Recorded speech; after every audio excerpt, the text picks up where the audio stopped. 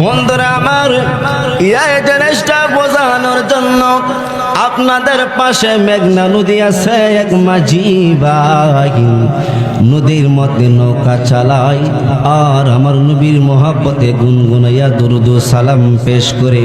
বাবারা আমার, ওই সময় যখন মাঝে যখন নৌকা চালাই নবীর মহব্বতে গুনগুনাইয়া দুরুদ সালাম পেশ করে, নদীর একটি মাছ নবীর মহব্বতে দুরুদ সালাম শুনতে থাকে।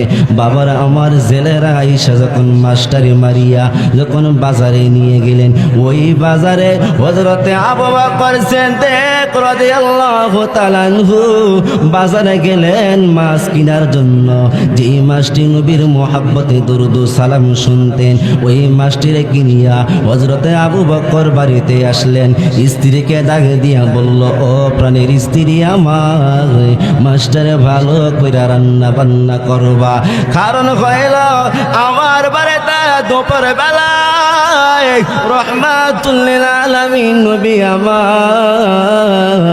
আমার বাড়িতে তাশরিফ আনবে, একবেলা খানা খাইবে। ও প্রাণীর স্ত্রী, এমন ভাবে রান্না বান্না করবা আমার নবী যেন তৃপ্তি শহরে পেট ভরিয়া খাইতে পারে। বাবা জবান খুলে বলুন আল্লাহু আকবার। বন্ধুরে আমার, হযরতে আবু বকর সিদ্দিক রাদিয়াল্লাহু তাআলা আনহুর স্ত্রী ডাকে দিয়ে কয়, ও প্রাণের স্বামী আমার, নবীকে আপনিও ভালোবাসেন, আমিও ভালোবাসি, আমাকে বলতে হবে না, আমার নবী আমার বাড়িতে আসবে, আমি অত্যন্ত খুশি। বাবারা আমার, এই মাহফিলে আমার নবীর শান বর্ণনা করা হবে। কত মানুষ নওগাঁটের জমিনের মানুষ কানটা বাড়াইয়া দিছে নবীজির সম্মান শোনার জন্য। এখানে অনেক আশা করেছে যারা নবীজির সম্মান শোনার জন্য চলে আসছে রে বাবা। কত মা বোন প্যান্ডেলের আশেপাশে বসে আছে, বাড়িতে যাই নামাজের মুসল্লার মধ্যে বসে আছে আমার নবীর সম্মান শোনার জন্য। ওই আবু বকরের স্ত্রী ডাকে, দেখো প্রাণের স্বামী, আমার নবীরে আমিও মহাব্বত করি, মাস্টারে বানাইয়া যখন যে মাত্র কড়াইয়ের মধ্যে ছাড়বে, মাছটা তো বাজি হই না। ডাকে দিয়া কই, ও প্রাণের স্বামী, দেখো না জীবনে কত মাছ বাজি করলাম, কিন্তু এমন কোন কাহিনী ঘটে নাই। হযরতে আবু বকর ডাকে দিয়া কই, এমন কি কাহিনী হইছে? ডাকে দিয়া কই, প্রাণের স্বামী, মাস্টারে বাজি করতে চাই, কিন্তু তো মাছটা বাজি হচ্ছে না। হযরতে আবু বকর সিদ্দিক চক্ষে দেখিয়া একটা দূর মারলেন নবীর দরবারে। ইয়া রাসূলুল্লাহ, ইয়া হাবিবাল্লাহ, নবীজি আমার, ওগো মায়ের নবীজি, আমি বাজারে যাইয়া মাছ ক্রয় করে আনলাম, আপনি নবীর মুহাব্বতে আনছে মাছটারে আমার স্ত্রীকে দিলাম রান্না বান্না করার জন্য। যখন কড়াইয়ের মধ্যে মাছটা ছাড়লো, কিন্তু মাছটা তো বাজি হচ্ছে না। আমার নবী মুস্কি মুস্কি হাসে।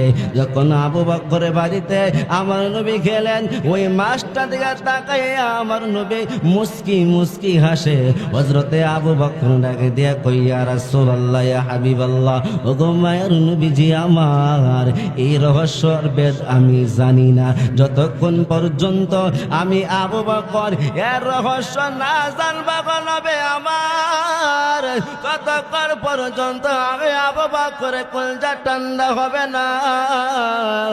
আমার নবী ডাকে দিয়া কই, আবু বকর রে, এই মাছ রে দুনিয়ার আগুন কেন রে জাহান্নামের আগুনও জ্বালাইতে পারবে না।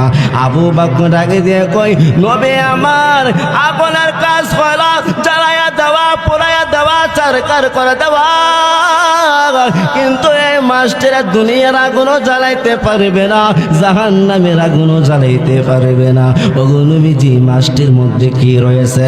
আমার নবী ডাকে দেয়া কয়, ও আবু বকর, ওই মাছটার মধ্যে 5 ওয়াক্ত নামাজ নাই, রোজা নাই, যাকাত নাই, কোন আমল নাই, কোন বন্দেগি নাই।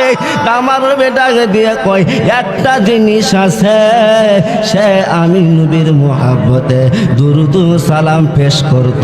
এই কারণে যদি একটা মাছের যদি দুনিয়ার আগুনে জ্বালাইতে না পারে, জাহান্নামের আগুনে জ্বালাইতে না পারে, ওই নবীরে আমি আপনি যদি মোহাব্বত করে ভালোবাসি, বাবা জাহান্নামের আগুনতে বাঁচার আশা করা যায় কিনা?